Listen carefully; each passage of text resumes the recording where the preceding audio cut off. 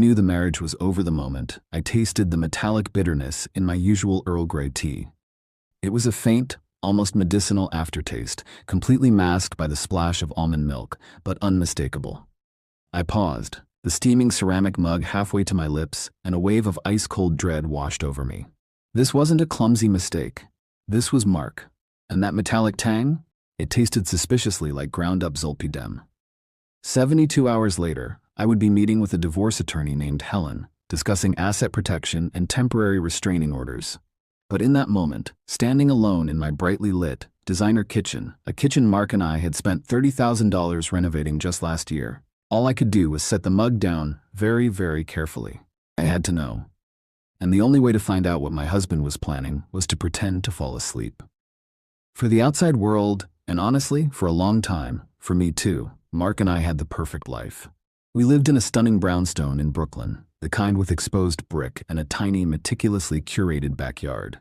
Mark was a senior VP at a mid-sized investment bank, the kind of job that meant long hours, a fat bonus, and an air of perpetual, slightly condescending confidence. I was a freelance graphic designer, working from home, which gave me the flexibility to manage our social life, the housekeeper, and the logistics of our very comfortable existence. We were the couple everyone envied at dinner parties. We finished each other's sentences, traveled to Puglia in the summer, and had the kind of easy rapport that only 10 years of marriage can build. We'd settled into that comfortable, slightly boring rhythm of a successful couple in their mid-30s. The fights were minor, usually about whose turn it was to empty the dishwasher or why his mother insisted on sending us oversized, decorative fruit baskets. The first crack, in retrospect, appeared about 6 months ago.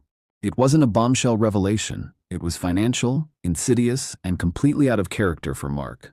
I handle our household expenses and bills, but he manages the larger investment portfolio and our combined savings account. One Tuesday, I logged into our joint checking account to pay the property tax and noticed a $12,000 transfer labeled vaguely, investment wire. "Hey," I asked him casually that evening as he scrolled through sports scores on his iPad, "what was the 12 grand for? New fund?" He didn't look up. "Yeah, something my guy Tony recommended. Real fast mover. You wouldn't understand the particulars, babe. Just a reallocation." You wouldn't understand. I hated that phrase. I have a master's degree, Mark. I understand how interest rates work. But I let it go. Trust, I told myself, was the bedrock. $12,000 wasn't nothing, but it wasn't a divorce-worthy offense either. Then came the texts. Not the flirty kind. I wish. Those would have been simpler. No, these were from an unknown number, coming in late at night, and Mark would jump to grab his phone, sometimes even running to the bathroom to reply. When I asked, his face went rigid. "It's work, Amelia. A client in Asia. It's confidential." The final, decisive piece of the puzzle clicked into place just 3 weeks ago. Mark had recently insisted on making me my own tea every night. It was a new, sweet ritual, one I'd initially found charming. My little nighttime tonic, he'd call it, bringing the steaming mug to my office desk before I settled in to read or watch something. Then I found the bottle. It was tucked behind his shaving cream in the bathroom cabinet. An expired prescription bottle of Ambien, the brand name for zolpidem, prescribed not to him, but to a name I didn't recognize, Elias Vance.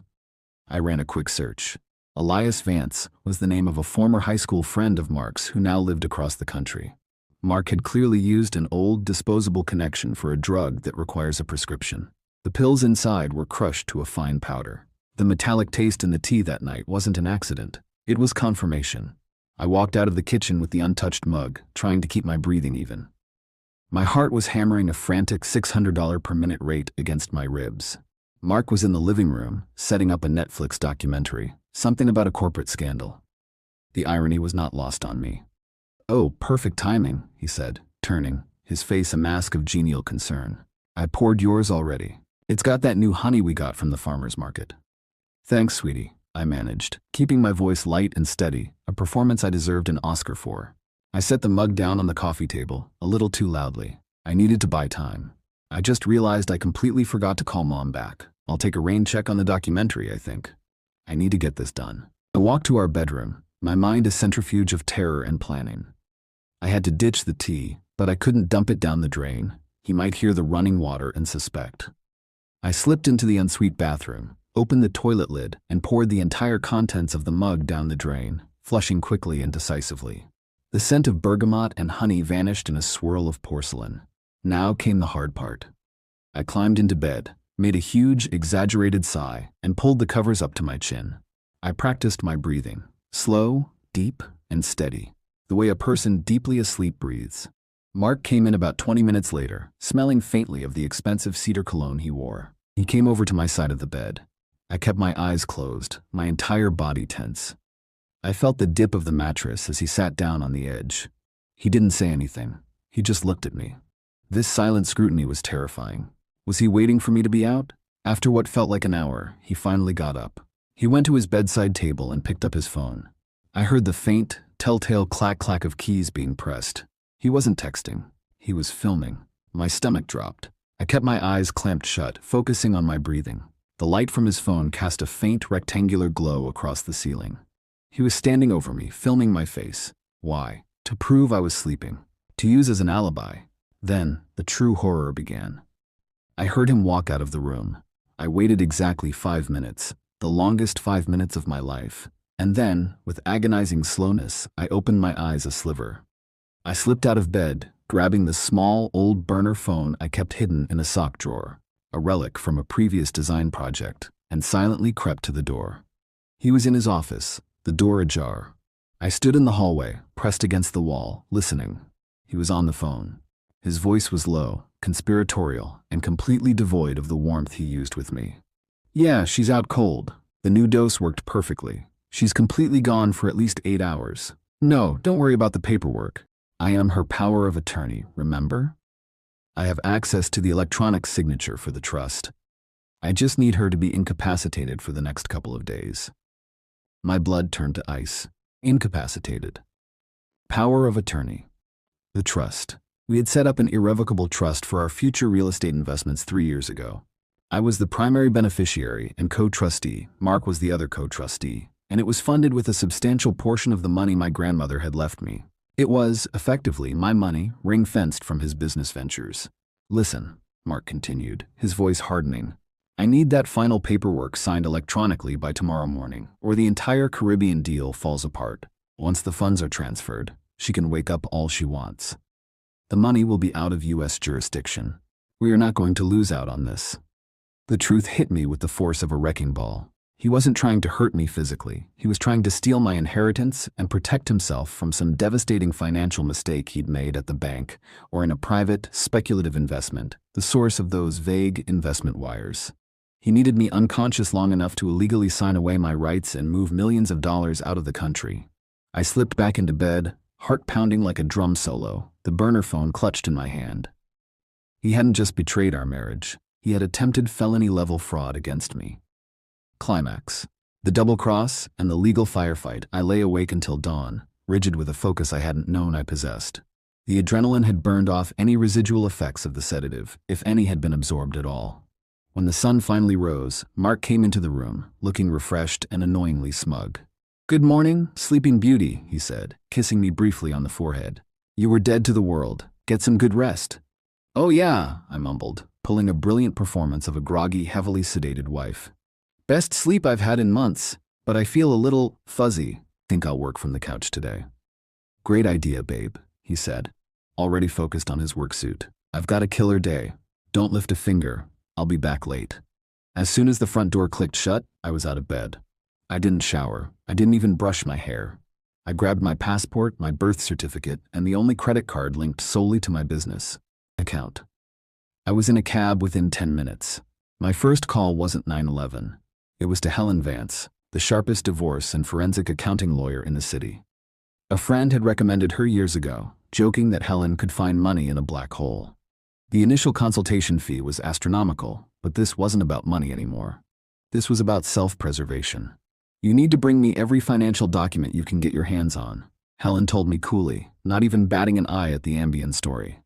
Taxes, bank statements, the full trust document, anything with an electronic signature clause. We are going for a no-fault divorce based on fraud and endangerment, and we need a temporary injunction on all marital and trust assets immediately. I spent the next 2 hours in a borrowed conference room, frantically logging into my half of our shared cloud storage. I was slow, fuzzy, and fighting the lingering terror. I found the trust documents, several years of tax filings, and a massive spreadsheet Mark had created, all the data Helen needed. I also found something else, a long-deleted email draft to Tony, the man with the fast-moving investment. The email detailed a massive personal liability Mark had accrued from a failed hedge fund side venture. He was looking at total financial ruin. Helen worked with chilling speed. By 3 p.m., she had filed the initial petition for divorce, the injunction, and most crucially, an emergency temporary restraining order preventing Mark from accessing or transferring any asset, including the money in my trust, which he had clearly planned to sign away at the stroke of midnight. At 5 p.m., I moved into a hotel suite under an assumed name. I changed all my passwords, switched my cell number, and had a bottle of mineral water instead of tea. Mark's reaction came through an email at 6:30 p.m., forwarded to me by Helen. It was a masterpiece of narcissistic rage, denial, and performance. Amelia, I just got served with divorce papers and an asset freeze. This is insane. What happened to best sleep in months? Are you having some kind of breakdown? I was worried about you. You need to drop this immediately. This is an overreaction to a silly fight we didn't even have. If you try to ruin me, I will make sure you lose everything. I'm calling Helen's firm now to demand a meeting. The mention of losing everything wasn't a threat, it was a confession. He knew he was the one who was ruined. Tell him his new legal counsel will be contacting him soon. Helen instructed me, sipping her sparkling water. We hold all the cards now. We move for discovery. We will find where that initial $12,000 went, and we will find the name of the woman he was texting. Trust me, the Ambien wasn't the only secret. Helen's hunch was right. Mark's need for control, money, and secrecy had led him down two paths of betrayal. The texts were, predictably, with an employee at his firm. The financial transfers were to cover up losses that would have cost him his job and his reputation. The Ambien was his panicked, last-ditch attempt to cover all his tracks and secure enough capital to flee the country. He wasn't fleeing with the woman. He was fleeing for himself. The first major confrontation was a tense, 20-minute emergency hearing requested by his panicked lawyer. Mark sat opposite me, looking disheveled and furious, refusing to meet my eyes. He claimed I was mentally unstable, that I'd concocted a story for financial gain, and that the Ambien was simply a prank. I let Helen do the talking.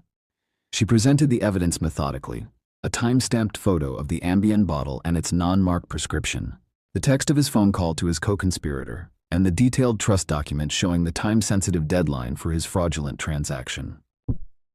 The final nail in his coffin was when Helen calmly stated, "We also have a recording, Your Honor, taken by Ms. Vance of her husband, discussing his intent to commit fraud. Given his recent history of deceit, we are requesting a permanent restraining order and forensic inspection of all personal and business assets." I hadn't needed to record him. Helen had advised against it as it could be legally dubious, but the bluff worked. Mark's face went white. He knew he was done.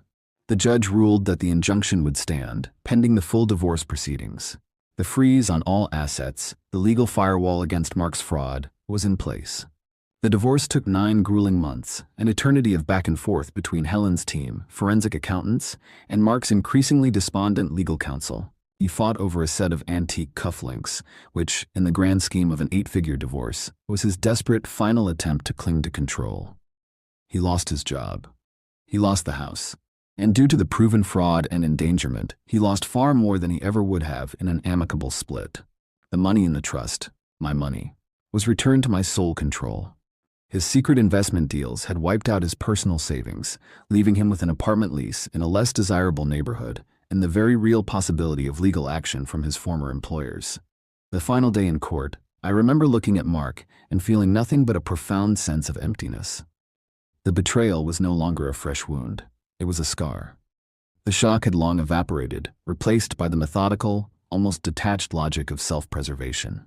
"You knew," he hissed at me in the hallway outside the courtroom, his voice broken and low. "You knew what I was doing, didn't you?" "Yes, Mark," I replied calmly, adjusting the cuff of my blazer. "I knew the moment I tasted the drugs in my tea. You made a fundamental error. You confused a wife with a doormat. And you underestimated my ability to wake up when I needed to." That was the last time I spoke to him.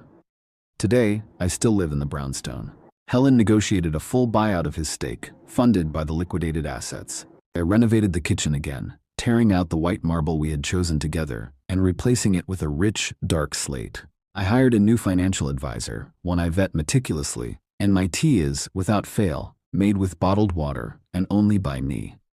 The lesson wasn't about the money or the ambient.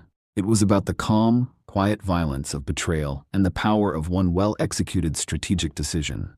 My gut told me something was wrong, and instead of indulging in histrionics or emotional confrontation, I used his crime as the catalyst for my freedom. I survived because I learned to act, not react. I learned that the most terrifying people are often the ones you share a bed with, and that the only true asset you can protect is your ability to think clearly when the world around you is collapsing. I am now, truly, sleeping soundly. And the best part? I didn't need any pills to do it.